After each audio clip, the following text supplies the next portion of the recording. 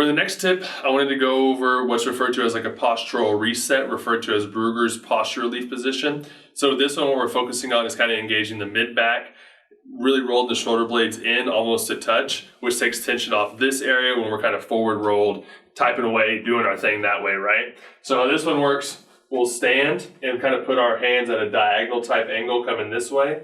With this one, we're drawing down and back, really squeeze, squeeze, squeeze, hold for about 5-10 seconds, and then kind of release. And so you'll feel this kind of light up right through the mid-back.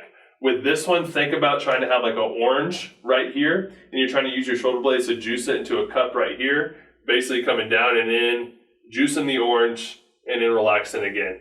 Try that one about 10, 15 times when taking a break between meetings or anything like that, and then see how that one kind of goes for you.